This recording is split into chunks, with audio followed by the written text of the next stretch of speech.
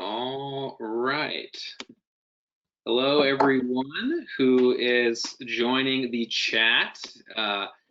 My name is Jim Dalkey, and I'm very excited to welcome you all here to Chicago Inno's first virtual Fireside Chat with the one and only Chris Gladwin. Just quickly before we get started, I am the senior editor at Chicago Inno and work with a bunch of different Inno sites across our network of news publications. We are absolutely thrilled to have you all here today and excited to kick off our call with Chris in just a second. But first, for anyone who is unfamiliar with us, Inno is part of a growing network of sites. We're currently in 14 markets, soon to be 15, and we are committed to covering and connecting local technology, startups, growth, and innovation.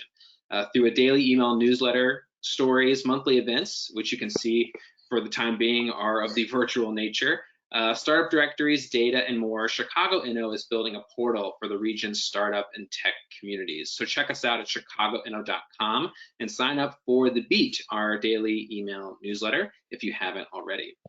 A couple quick housekeeping things before we jump into our conversation with Chris. All attendees are in mute mode, so we can hear Chris clearly. At about 2:40 or so, we're going to open it up to questions from the audience. So during the chat, if you want to write a question in the chat box section of the webinar, head there and you can write a question throughout the duration of our conversation with Chris. So at about 2:40, 2:45, my colleague Katherine Davis will jump on and she will be leading the audience Q&A portion. So get your questions into the chat box section if you want to hear your question read towards the end of the event today. Lastly, and we're going to talk about this soon, but among the many things Chris is involved with, he heads up the Forge, which is a really cool, massive outdoor adventure park, which is opening soon in Lemont. And we've got some brand new pictures to show you guys, actually, of the space. So you can access that here in the webinar in the handout section. So I encourage you guys to check out the handout section of the webinar.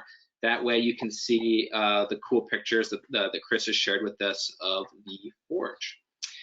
All right, Chris, let's dive right in. Without further ado, I would love to have you introduce yourself to those who maybe aren't familiar. Chris, would love to give a quick rundown of your background and a little bit about your career to date. So feel free to take it away. Hey, great to be here, Jim. It's kind of fun to do this. Actually, the interview I did with you in a few offices ago was kind of my first one after leaving Cleversafe being bought by IBM, so it brings back some good memories. But in terms of me, my main job is I'm the CEO and one of the founders of a company called Ocient, which is an enterprise software company building systems and services to analyze the largest data sets in the world. So that's pretty much what I do almost all the time. And then I am also chairman of the Forge, which is a company building a huge outdoor recreation park, which we'll talk a little bit about. So that's kind of my hobby job. And then I'm also one of the co-chairs of P33, which is a big project to enable Chicago to become a top-tier global tech city. And then previous to that, my main claim to fame is I started a company called Cleversafe, which emerged as the dominant provider of the biggest data storage systems in the world. And then IBM bought it about 5 years ago, 4.5, 5 years ago. Time flies. And before that, I started a couple other startups here in Chicago. Awesome. So, I'd love to really kind of start with talking a little bit about your career as you've kind of gone through different economic downturns and maybe the similarities and differences as you've seen it to what's going on right now. I mean, you were leading up MusicNow during the dot-com bubble. You were, took Cleversafe through the 08-09 crash and, on the other side, turned it into $1 billion plus exit. You've kind of been there, done that, and you've seen several dips, right? So how does what we're going through right now compare to some of those instances in the past? Are there similarities, or is this a completely different beast? Yeah, there's definitely similarities, and it's different. And not only for me, but a lot of the people that I'm working with who have been through those as well. We've spent a lot of time recently talking, like, how's it similar, how's it different? There's really two things going on with regard to COVID. There's a recession, which is a significant recession. So in that sense, it's similar to 99 and 2008, 2009. And, a lot of the similar sorts of things are going on, like, where's the bottom of this recession? How do we respond as a business? So that's definitely going on. How does it affect customers? How does it affect markets? Stuff like that. How does it affect financing for venture-backed companies? So in that sense, it's really similar. But then there's also a pandemic, and that's definitely new. I mean, I'm sure like you and a lot of people, like you've gone back and looked at that, Spanish flu 1990 Wikipedia page just to like wrap your head around like, okay, what is this like? And that's a whole different thing. I think, to some degree, recessions, you kind of know the playbook for how you deal with them, because we've all dealt with them.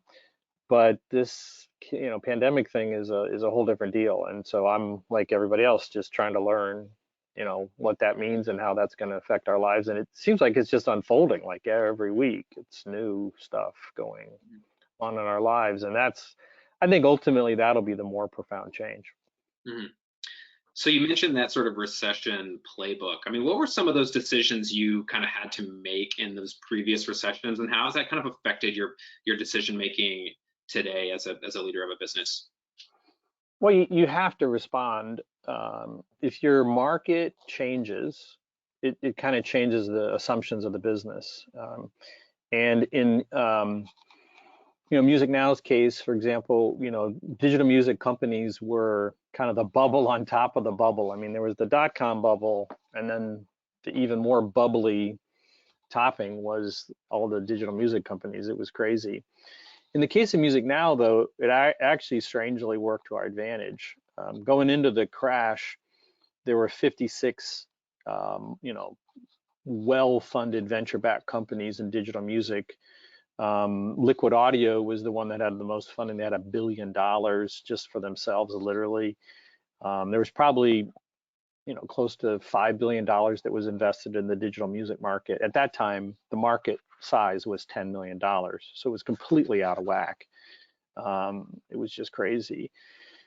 And going into it, one of the issues we had with MusicNow is we had a real business. We had revenue, we had customers, and it was very difficult to see how we would compete with companies that had unlimited money and could just give away things forever. Like, I don't know how you compete with that.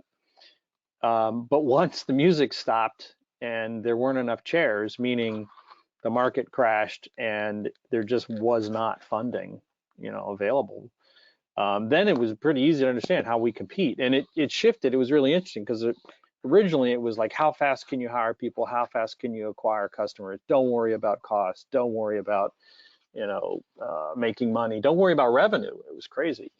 To how long can you last? How much money do you have in the bank and how can you make it last forever? And, there was a 3.5-year period from like mid 2000 to 2004 where there was one equity financing in digital music. And I'm proud to say that was our Series C round. And I had competitors call me and they're like, how did you do that? And the answer really was we had a real business.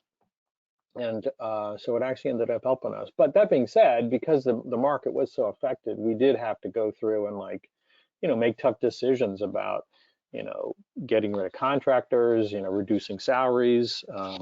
We had to lay some people off. We had to make all kinds of tough decisions to survive. And, learning how to do that in the most reasonable way you can in tough situations. That's one of the things that has been helpful to learn. Mm-hmm, mm-hmm. So jumping forward then a little bit to Cleversafe. I know that was a business you guys launched right about 2004, 2005 or so. And I know you'd said in the past that it took a while for you guys to really generate revenue at Cleversafe. Yep. When the 08, 09 recession hit, were you guys driving revenue at that point? Did you guys have paying customers at that point, or were you still pre-revenue?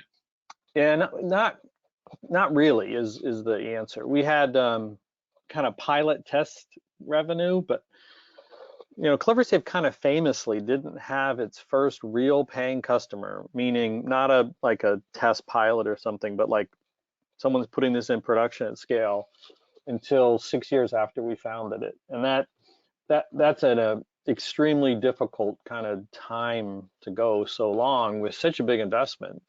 So in 2008, 2009, we really didn't have a lot of, large scale production revenue. It really wasn't until a couple years later. We had a bunch of test systems, being deployed for these kind of pilots. Now, at Cleversafe, pilots were enormous systems, but production systems were just, extremely large. So we had to go through that phase. And in some ways, it made it easier for us because, we were a company that was still building for the future.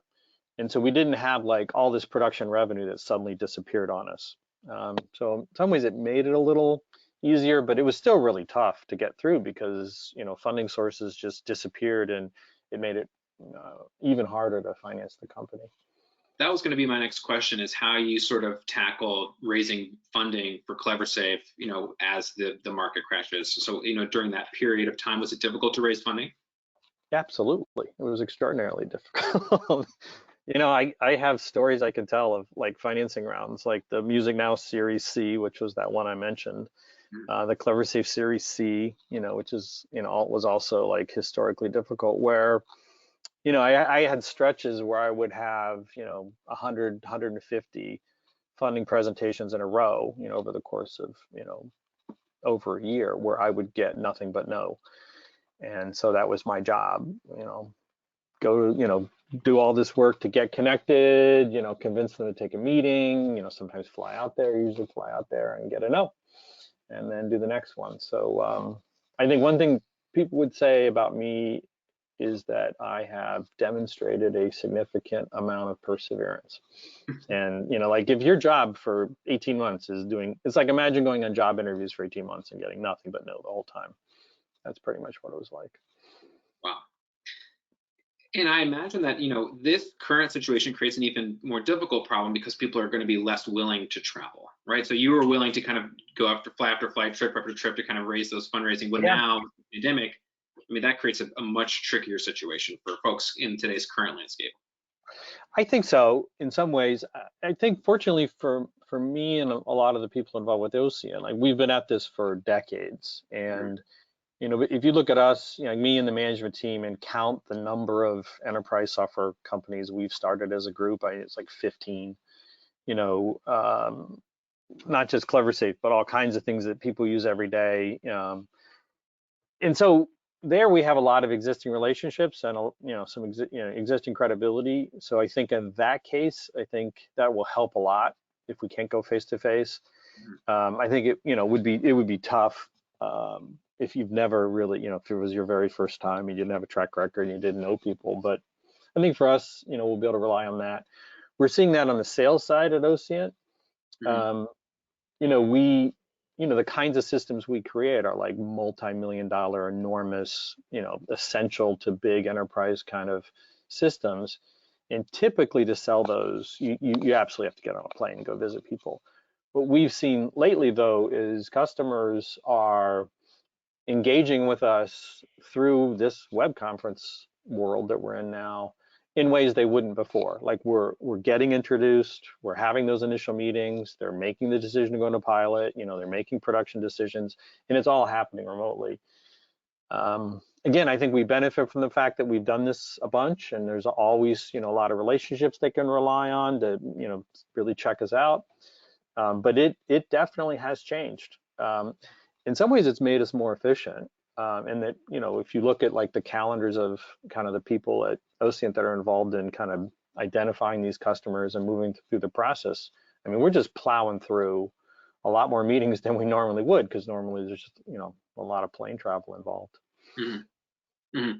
So speaking of Ocient, how has business been for Ocient? Has the coronavirus played an impact on the health of your business?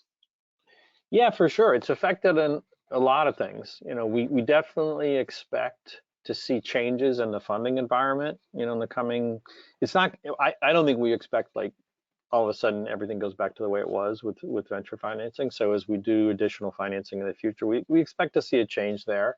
I think that plays to our strength, frankly. My background and kind of Ocient and some degree Chicago, we're very good at kind of really high efficiency, having, a relatively small team for the amount of work that you're going to get done, and really taking, a relatively small amount of capital and getting, the business advanced. So in some ways, I feel more comfortable with this playbook of just trying to, maximize efficiency, as opposed to the playbook of money doesn't matter. We saw some financing in enterprise database where it's like literally $500 million of financing, and they're hiring thousands of people. And I mean, that's a playbook I would implement if that's kind of what the market dictated. But I'm much more comfortable with the playbook of, like you're really trying to maximize efficiency and really trying to grow in a measured, efficient way. That's the one I know, and I think that's the one that we're going to be in for a while. What we've seen on the customer side is, as you would expect, some markets are really impacted in an adverse way by the pandemic. I think it's easy to figure out which ones they are. Travel, hospitality, restaurants, that kind of stuff. Fortunately, we don't focus a lot in those areas. Areas where we focus, like fintech, for example. One of the fundamental problems we address for people is how you deal with this ever-increasing volume of data. When it's just huge and kind of unmanageable. Well, fintech trading volumes are like so far above the prior record. That's really actually created an even greater problem of like the amount of data just went up. It just tripled. So that in some ways that creates demand for us. And we also are seeing that in other areas. Ad tech's kind of mixed. Some parts of ad tech are really booming because there's just so much movement of commerce online. And then other parts aren't, because those advertisers, like car advertising on digital platforms, is down. So it's kind of mixed in ad tech. So it just really depends market by market. It's a mixed result. Yeah, let's dive in a little bit more to Ocient. I mean, you guys have been a little tight-lipped, right, since you guys have first started. Yeah. If you want to spill the beans a little bit about what you guys are working on, or at the very least, kind of talk about the problem you guys are solving, and then whether it's a specific customer or just a a hypothetical scenario about how a business is working with you guys. Well, the positioning of Ocient's kind of been the same the whole time, and it was really and that's actually because Ocient was not a company that I sat in a garage somewhere with a napkin and diagrammed it out. Like, that's not how it started. How Ocient started really came from the kinds of organizations we got to know at Cleversafe. At Cleversafe, our focus was building the largest data storage systems in the world, and in a sense, it was a very simple approach, which is go get to know and have relationships with the 200 largest data storing organizations on the planet, and then let them teach us what they really needed. And I mean, that's a lot of what we did at Cleversafe.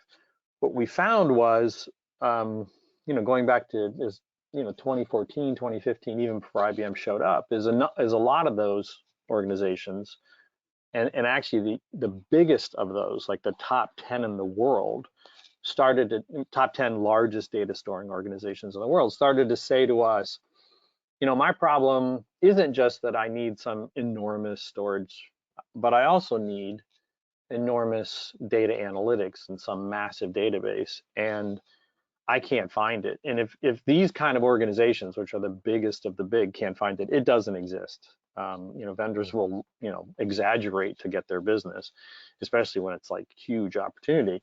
So they needed capabilities not 10 times, but like 100 times bigger than anything that existed at the time. And so that's really what got us going on Ocient. Once we heard again and again and again, like, this is real.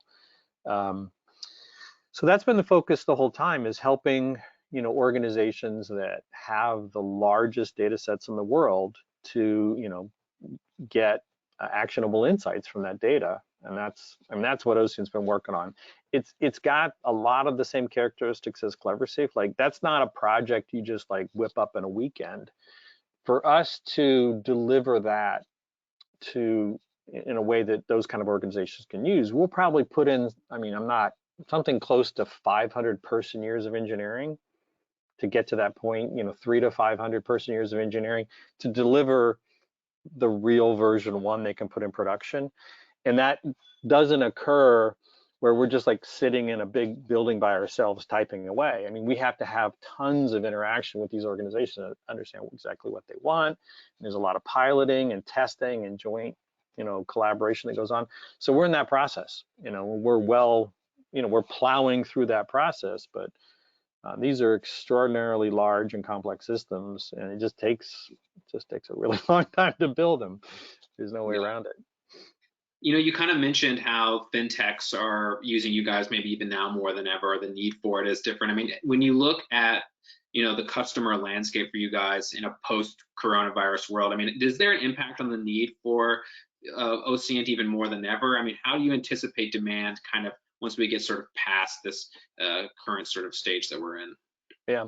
Well, one way to think about the demand for Ocient is every day, how many new records in some database somewhere need to be analyzed. And the thing that really drives Ocient is, so far I cannot think of a significant example of something where there's a new version of it that makes less data than the old version.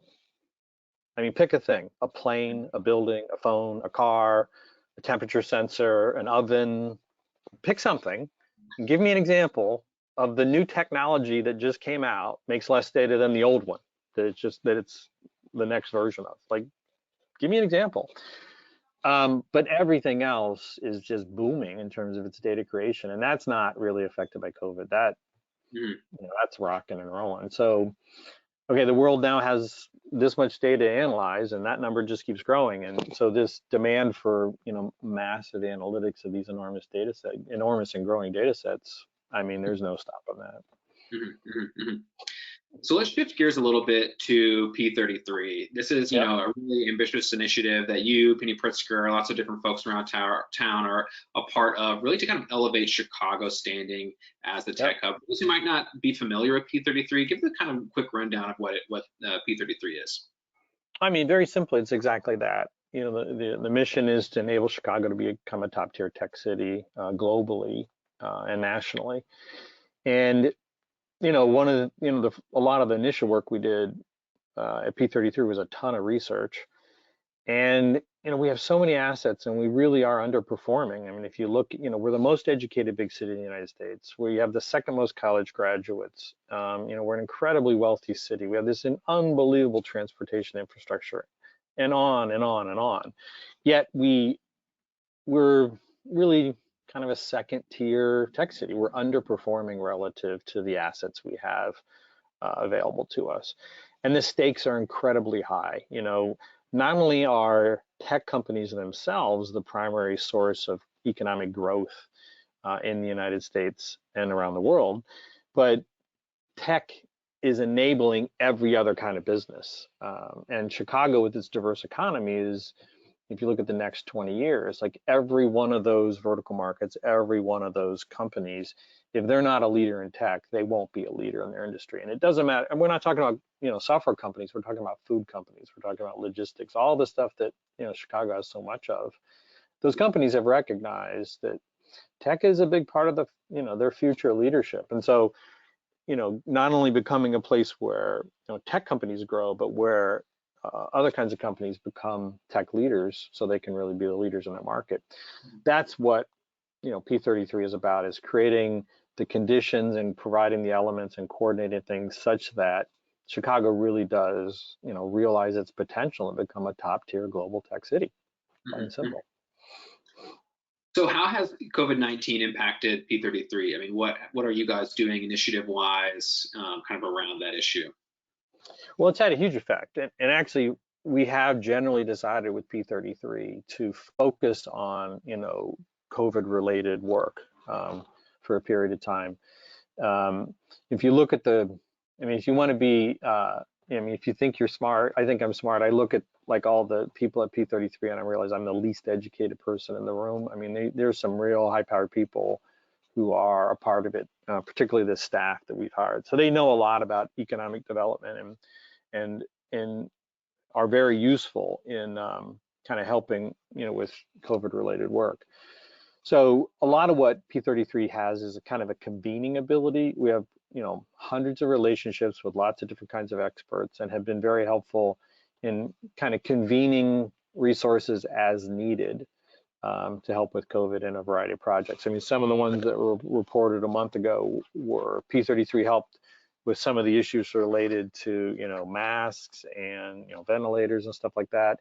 And it's not like they're doing the work, they're just helping identify the people that can, work on these issues and connecting them in the right place. And it sounds really easy, but P33 kind of has a unique ability to know where to find these kinds of expertise, figure out what kind of expertise is needed and connected in the right place. Mm-hmm. So given the mission of P33, I'm curious, if you think that the coronavirus could have a potential long-term impact on the momentum we're seeing in Chicago's tech ecosystem. Yeah, I think that if one of the things I went back and looked at were some of the cities in the 1919 Spanish flu, and those that really got on board and addressed the epidemic, with the same kind of issues we're wrestling with now. Like, do we really have quarantines? What are the mobility policies? Do we really invest in, the healthcare resources needed to fight this? They ended up doing better than cities that did not. So I think just getting your base, your kind of economic base, healthy and capable again as quickly as possible will have long-term effects.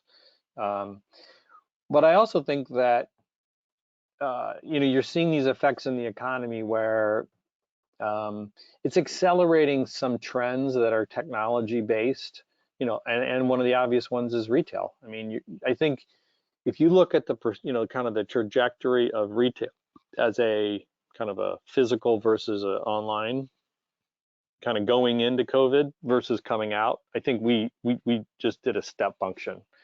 And I think you're going to see that in a step function up, meaning much more of the retail economy is going to long term. I know it was already growing in that way, but it jumped the curve to where much more of the retail economy is going to go digital and online. And I think you're going to see, that happen in advertising. You're going to see elements of that in kind of food and other, logistics and other industries. So I think it's going to accelerate kind of the technology adoption when we go back and look, at the effect, let's say 3 years from now. Mm-hmm. I'm curious in terms of things like venture funding for early stage startups, just the volume of startups being launched in Chicago. I mean, do you expect a slowdown in terms of things like that, at least in the near term? Yeah, I do. I think that, you go back to 99, 2000, 2008, 2009.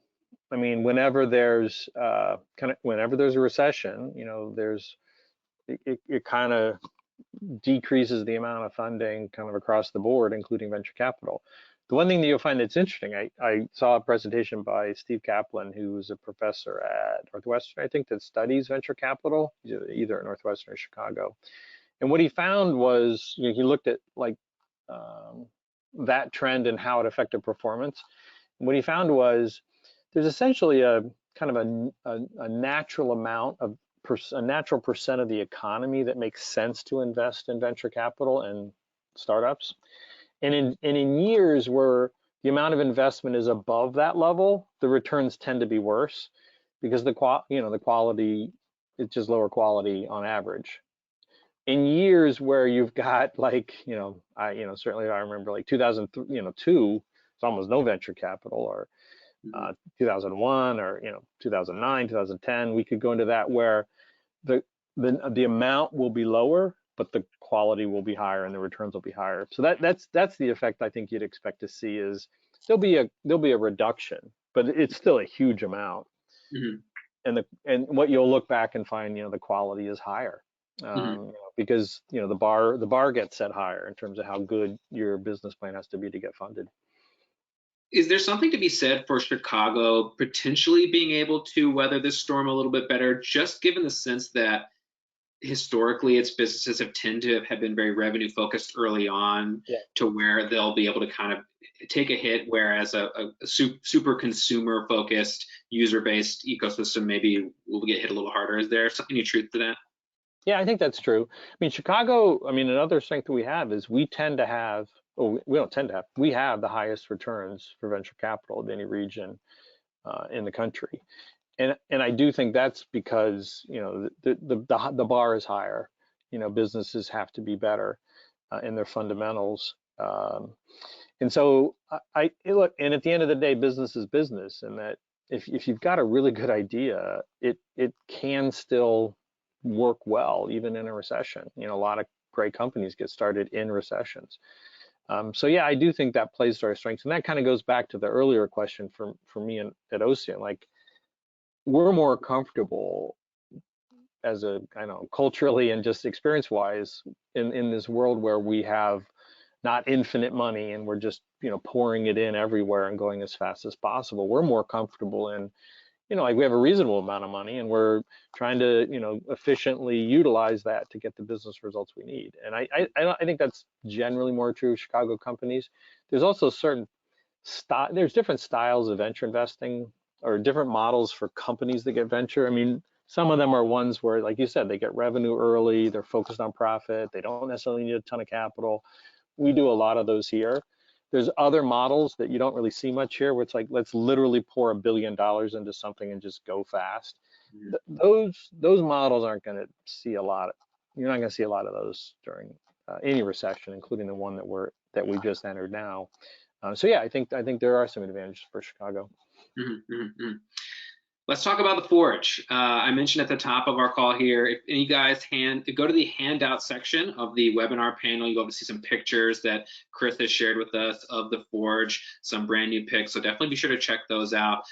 Chris, if somebody isn't familiar with the Forge, give us the quick rundown on what exactly the Forge is. Yeah, so the Forge is a lot of things. It's really a new concept for an outdoor recreation park. It's a public-private partnership that we have with the village of Lemont and the township of Lemont. And Lemont is a suburb 25 miles from downtown Chicago. And, you know, we have this partnership where we're building a park that has both, you know, private, like for-profit, as well as non-profit elements. And, you know, that's, you know, generally what it is. And the innovation, you know, there's a lot of innovation in it that I think, you know, you'd recognize from, you know, like software businesses. One of them, you know, really what it is it's a model where we've taken a lot of activities that are typically separate and put them in one location. So one of the things we're building is the world's largest aerial adventure course. And aerial adventure is the category of things that include zip lines, aerial challenge courses, you know, outdoor climbing, things like that, and put it into one big course. So that's kind of the feature element. We've also got all kinds of, you know, biking, you know, mountain biking, pump tracks, skills tracks, you know, easy, hard, you know, all different levels, paddling, running, events, music, food, you know, on and on. So we basically created a park with just a mall of outdoor recreation activities. And so that, you know, that's what it is. And that, you know, maybe sounds obvious, but that's, you know, there's a lot of innovation in that, and that combining these activities in these ways and placing it within an hour of 10 million people in a major urban center. That's new. It's never been done before. So, you know, when last time we connected on the Forge, you had mentioned that summer 2020 was the open date. Yep. How has that changed, kind of given the COVID? We're still tracking toward opening this summer. Construction is one of the industries that's, you know, considered essential, and I think what you've seen is looking at construction, particularly outdoor construction. It's not an area where you're seeing a lot of COVID epidemics occur. It's, you know, fortunately we have a, you know, really big site, and we're able to implement social distancing policies that are effective in outdoor construction generally. So, you know, we're really in peak construction. You know, we're, you know, tracking toward opening, you know, early July is kind of the current plan. So as you might imagine, there's a ton of activity going on. And, you know, we still, though, you know, we still have to see what happens with regard to the, you know, the state of Illinois and the, you know, the executive orders that are coming out. You saw that today, May 1st, the state started opening state parks again, and they have guidelines for social distancing. And so we've developed those same guidelines. I think if you go to, theforgeparks.com or lemontquarries.com, you'll see, we've published those. So we're quite comfortable we can operate the park in a safe and socially distanced manner. It means that a few activities we won't be able to open with. So for example, we built a really cool outdoor bouldering course. We don't plan on opening that initially because everybody touches the exact same place on the boulders. The aerial course that we'll operate, it'll be smaller groups. Actually, in some ways, it'll be a better experience because you'll have a group of 10 or less. You'll have your own guide who takes you through the course, as opposed to, a lot more people, on the course when we're at full operation. So we've figured out how to operate the park in a socially distanced and safe way. And so that's how we're planning to operate. A few of the activities we won't have, but ultimately what we'll need is, the state will need to go to the next level of outdoor recreation. There's already guidelines being published both by the state as well as the federal government, and also the associations of outdoor recreation parks. We're all working on what are the guidelines we're going to use to ensure safe operation. Mm-hmm. I can imagine that it's probably been pretty crazy trying to open a big outdoor adventure park in the middle of the coronavirus. On one hand, if we're sheltering in place and we physically can't go out and do stuff like that, obviously that's a negative for you guys. And also, if people just generally feel less comfortable doing something like that. However, on the other hand, I could see things starting to get back to normal and people really, really wanting to jump into something like this to go finally enjoy their life after the coronavirus subsides. So how do you expect to see demand initially when you guys open your doors? Do you expect people to flood, or will it be kind of like a little bit of a slow rollout demand-wise? Yeah, well, we like I said, we don't get to decide that people can have outdoor recreation. The state really determines that, but as you can see, we're already moving, that way. So the demand is, we're working closely with the state and others to make sure that we're doing this in a safe way. And so, assuming that we come out of the shelter in place, I don't think anyone expects we're going to go from shelter in place to no restrictions. There's going to be this intermediate phase, and there will be multiple intermediate phases where certain activities are going to light up with kind of restrictions on them. So that, like I said, we're prepared to do. In terms of demand, every time I go outside, like if you go to the park today, it's not open. The park part, the aerial course and stuff is still being constructed, but you can go there today and walk around, and you can go fishing, and you can paddle. There's some quarries you can paddle on. I've seen more people there consistently since the COVID started than in the years preceding. Yeah. And I see that, when I'm running around or wherever in Chicago, there's a lot of people out. So I agree with you. I feel like people really want to get outside, and you can do it. You can be socially distanced, but people really, really have this need. So I expect actually huge demand. And I think the other change you're going to see is, as we move into this kind of intermediate mobility phase, like one of the things you won't see a lot of is like, let's take the family to the Caribbean. Like that's not going to happen. Let's go to Hawaii. Like that kind of travel, both for kind of social distance reasons, as well as the reality is a lot of people are economically impacted by this. And so, the $10,000 family vacation is going to be one of the first things to go. Our model for the Forge is more of kind of a local, lower cost, and high quality recreational option, where you can take your family out. It's a day trip, something you do for the day or the afternoon. It's not, $10,000 thing. So this is, I think our price and our focus on kind of local, I think there's going to be increased demand for that, and there'll be a lot less people doing like, world travel than they typically would. Awesome. In a couple minutes, we're going to bring in Katherine Davis for some Q&A. So if you still have a question, put it in the chat box. We'll have it to Chris in a couple minutes. But before we start the Q&A, I want to do just a couple quick rapid fire questions for you, just to kind of get some crystal balling, some predictions from you on a couple of things that I think are interesting to think about. One will be business travel. How do you Yep. expect business travel to change? Or, I think a lot of people are finding stuff like this pretty effective. Do you think people are going to be doing business travel the same way they did pre-COVID now after things get better? I think it'll be like it was, but at a reduced rate. That's my Mm, expectation. Like I said, we're seeing it now with customers. It's so much easier for them, so much easier for us, so much more efficient, less costly. So there'll still be trips like before, but it'll be at a lower rate. mm.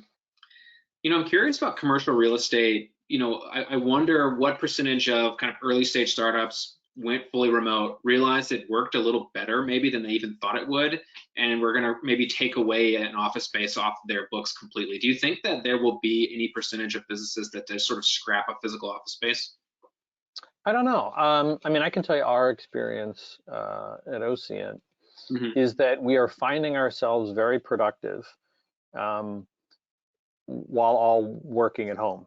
Um, we still have people that do go into the office. We do qualify as an essential business. So, like if somebody's got to go in and, you know, install a server, they do that in a socially distanced way currently.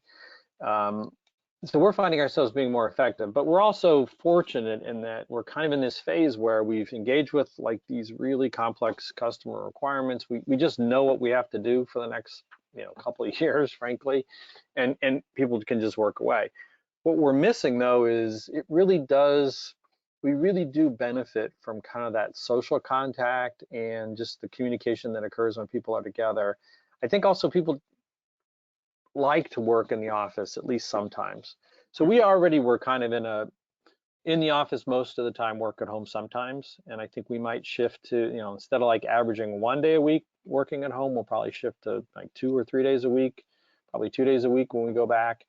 Um, and I think that's pretty typical. I think people will work more at home than they used to, Hmm. but not What about exclusive. I don't think it's going to be like this transformation of work society where everybody works at home all the time like they right, are. right. What about sports? When's the next time we're going to have 40,000 people in Wrigley Field for a Cubs game? Man, I don't know. Like you, I'm sure everybody, we're all learning about virus transmission and how, what are the conditions and things that cause it. And it's hard to imagine like a sporting event, you're screaming at the top of your lungs, sitting right next to people for 2, 3 hours and passing hot dogs. Like, that's a tricky one. I don't know how that works short of, we've fundamentally, eradicated the pandemic, and then we've got in place really comprehensive contact tracing systems and a lot of testing and better treatment options, and all that together enables, sports. I think the reality is, the thing about COVID is it's really effective, as everybody's been reading all the news. I mean, it has that issue where you're asymptomatic for a period of time, yet you're transmitting the disease. Um, it just it I it'd be one thing if there was like one case and we're trying to track it down, but there's a million cases around the world. So you're going to have to enter this period where to be effective, you're going to have to build a system that includes testing and contact tracing and treatment and all this other stuff, where it can handle 1,000 outbreaks and Hmm. each time, quench it. I mean, that's short of a vaccine. I mean, you're going to have a system like that. Tricky. All right, last one for me, and then we'll bring in Katherine for some audience Q&A. How has your quarantine been non-business wise? Picked up any new hobbies, any new Netflix shows? Have you seen Tiger King yet? I have not, uh, I think the truth is that I have been working more than before, I think a lot of and I pretty much get up in the morning and, work all the time. You can see I have my COVID hair like people. everybody else. I mean, this is the longest my hair has been since, I don't know, 14 years old or something like that. But so, the truth is no, I've just been working all the time, exercising, kind of like normal. Cool. Great. Well, I think we've got some audience questions. So now I will bring in Katherine, who will lead our audience Q&A part.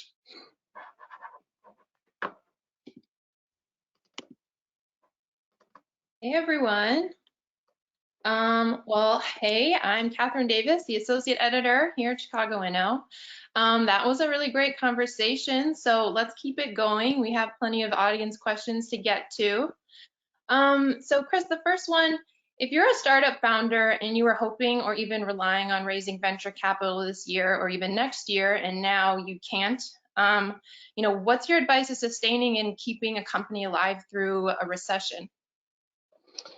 Well, a lot of the tactics that people go through in this time are you just simply figure out how to make the cash last as long as you can, and there's a lot of, you can lay off people, you can reduce expenses, all that kind of stuff. But I think the reality is most of the time, if you have a really good business, it can still exist in a recession.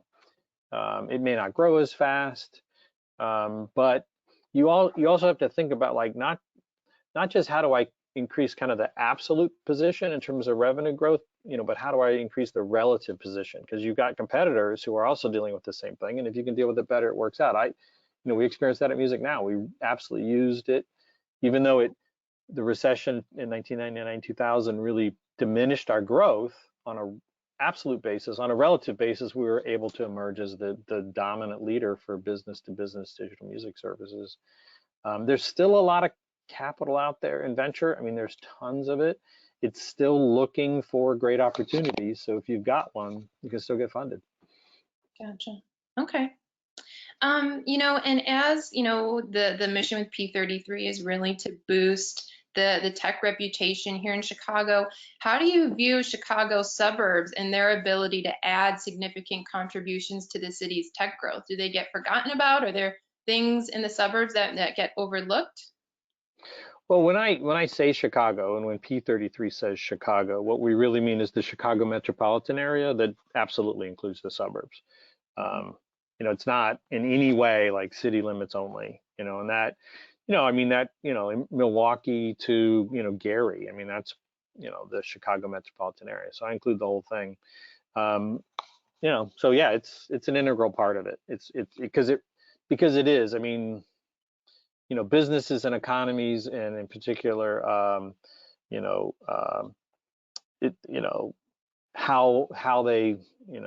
how ecosystems define their boundaries absolutely do not care about state boundaries or suburb boundaries or anything like that. Really, metropolitan areas to a great degree are defined by double the distance of a commute. And you can see that on the downtown of Chicago is kind of the endpoint for a lot of commuting. So how far north, how far west, how far east, how far south can you go? It's like kind of two commutes across. That's basically how big metropolitan areas are. Right. Okay. So sort of jumping off that, how do you see Chicago competing with some of our neighboring cities? Especially when it comes to maybe their aggressive policies and incentives to attract HQs or, offices when big tech companies are expanding. So, some examples, maybe Austin, Columbus, Minneapolis. Yep. Yeah, I mean, our regions have, generally, are competitive with each other in incentives, but incentives only going to take you so far. I mean, at the end of the day, you have to deliver the value that an organization needs. And the number one thing that Chicago has is its people. There are 10 million people that live in the metropolitan area, and we have a transportation infrastructure that allows all, like you to recruit from all 10 million as a company. And that, to a great degree, if you look at the success that Chicago's had for HQ relocations, but also, where a company puts its data analytics or, initiative for 500 people. Chicago's been extraordinarily successful in getting those kinds of opportunities, because I can tell you the pitch is pretty simple. Like, here's all the people you can recruit from. Here's their educational backgrounds, here's their work experience, and we've got a transportation infrastructure that can allow them to get to work, and it got a transportation infrastructure that allows them to fly around the world and conduct business. That's really what they're buying. The incentives can kind of nudge, a decision like that, but at the end of the day, that's really what those organizations are looking for, is people, okay. talent. So a little earlier you mentioned that there's plenty of venture capital to go around. We all know that a lot of capital is centralized on the coasts. So do you think that there's enough capital in Chicago to grow our tech footprint? Do we need more venture capital firms that are local? Well, the answer to both those is yes. So there's definitely enough capital in Chicago. Chicago is one of the 10 most wealthy cities in the world in terms of just the amount of capital that is here.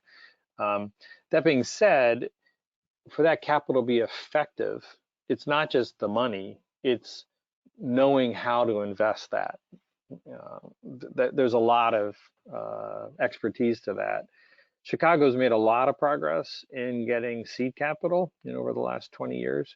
But where we lack is expansion stage venture capital. So, you get a company that kind of moves through the first, several phases. Maybe they've done a couple rounds, they've got, $50 million in, and now it's a business that makes sense to go expand in a significant way. So you need hundreds of millions of dollars of additional venture capital kind of in that big expansion phase, that companies will go through. There's not a lot of that kind of capital in Chicago. The dollars are here, but the expertise is not here. So there's some, but if we want to be competitive, with places like, New York or San Francisco or Boston, we're going to need a lot more of that. Gotcha. Okay. So with your long-term focus on retaining tech talent in Chicago, what advice would you have for college students that are graduating into a recession right now? How would you say the ecosystem can come together to support that new talent while also dealing with the realities of a recession? Yeah. I mean, Ocient, for example, is a company that I think next week we have 9 new employees showing up that include interns, college interns, as well as new grads from college. So companies here are still hiring, not as many, not as much. But there was a shortage of kind of college talent, previously. So even though the amount of openings has come down, it used to be there wasn't enough supply of people. So I still think there's some good opportunities here. I think as a college student, it kind of goes back to what we were just talking about. It's all about talent. Companies need talent, and good companies with good businesses are still going to be looking for interns and new grads. Right. And so it's just a matter of, I think for college students, I think it still is true. Like, you really want to develop skills that are really relevant to employers. I mean, you can look and see, like, what are people hiring, what are the positions that are opening, what are the kind of college degrees that lead to those positions, and really focus on those. Okay. Next question, could you tell us a little bit about any entrepreneurial focused nonprofits or startup accelerators you're personally involved with? I'm not a lot involved with them, to be honest, mainly because since I'm operating a new company myself, it just means that I have to focus on that and give it the time it deserves, which is like all the time. Ocient originally was at TechNexus for the first 2 or so years. We were located there, so that was a good place for us, to be a part of as a customer. We were one of the companies in there. I used to be on the board of 1871. It's a great organization. Some of my friends are over at MHub. So there's a lot. There's a lot of great incubators in Chicago. For sure. Okay. And what kind of enticed you to step out of your comfort zone or the industry you were familiar with and jump into something like the Forge, which is more an entertainment or experience industry? Yeah, that's a good question. My friend Jeremy Bacon, who's the CEO of the Forge, I'm the chairman, and then we hired a guy named Byron Bell, who's the general manager, and he's got a whole team of outstanding people that are really running it. There was a lot of reasons. One, it is a really good business opportunity, and I felt like there was a real opportunity for some innovation that could bring value to the market that we could bring, so that was appealing.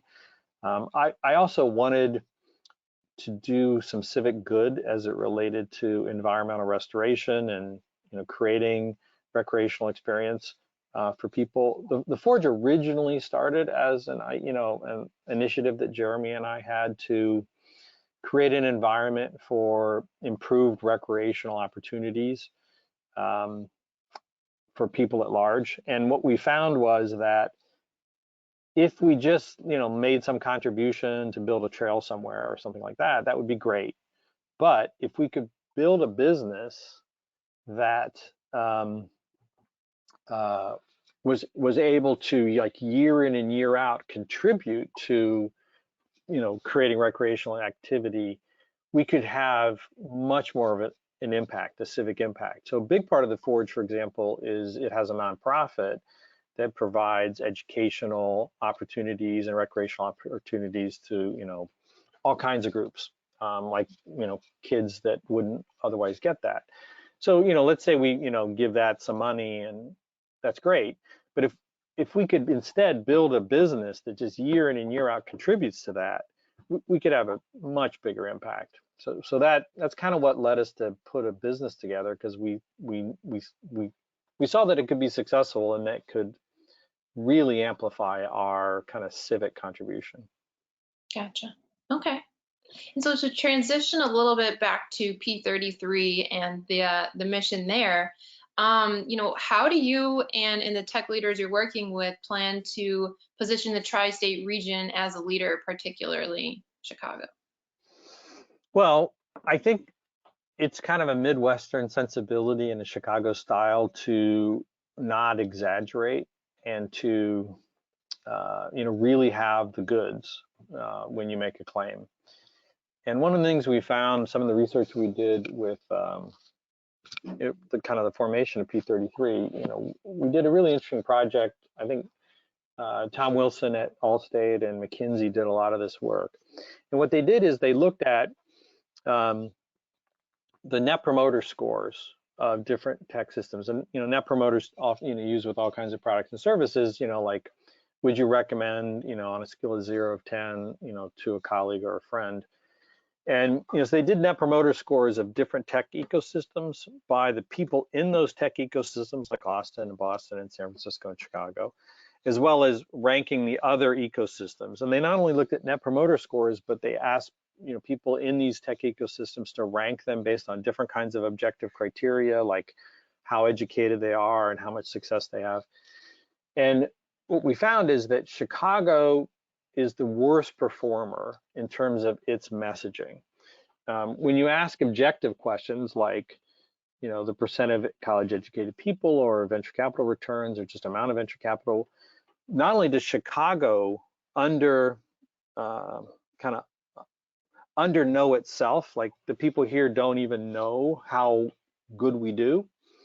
The people outside of Chicago don't. And that amount of underperformance in our brand, not a brand based on just, a brand, but like the real facts of how well we're doing, we underrepresent ourselves more than any other region, and every other region knows what we have.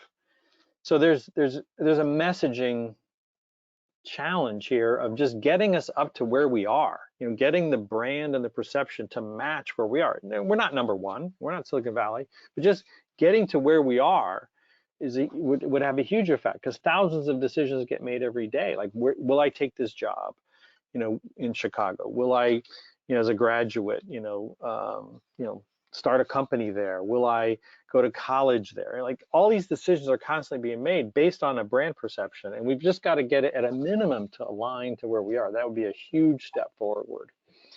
So that's an opportunity that is just like screaming out, we got to fix that. Right. Okay. Well, this is our last question. We want to be mindful of everyone's time. So in, promoting Chicago, do you feel there are particular industries, maybe like logistics is one I've heard of before, where we have a market knowledge advantage that could define our competitive strengths? Yeah. When you talk about being a tech leader, you get into like, what does that really mean? And what it really means is you do have to have clusters, because clusters are areas where you're just out, your performance is even better.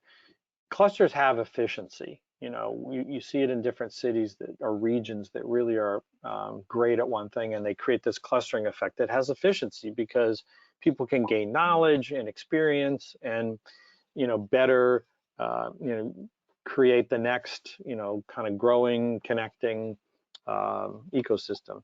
So there's a number of clusters we identified. You know, logistics is one of them. The one, though, that really is the big opportunity for Chicago is data. Other tech regions haven't, no one has really established a leader in kind of data-enabled business.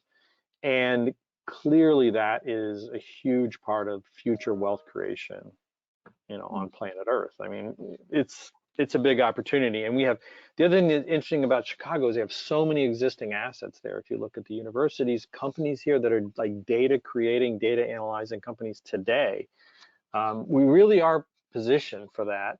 It doesn't mean that we're necessarily going to be the exclusive winner, like every types of data analysis only happens here, but it's a huge opportunity. We're well positioned, and clearly this is an area where we need to establish leadership in, and that alone could drive us to be a leading tech ecosystem in the world. Okay. Well, that's all the questions we have time for. So thank you so much, Chris. We really appreciate your time. And thanks to everyone that logged on and attended this virtual event with us. We hope this was helpful and interesting, even as a virtual event during these times. We will have a recap of this event with the full video of the Fireside Chat with Chris, where you can rewatch or share this with others you think may be interested. Also, we plan to host more virtual events like this in the future. So please look for them at chicagoinno.com and in our newsletter, The Beat. Otherwise, thanks again, and we'll see you next time. All right, thanks, Catherine. Thanks, Jim. Great job. Thanks.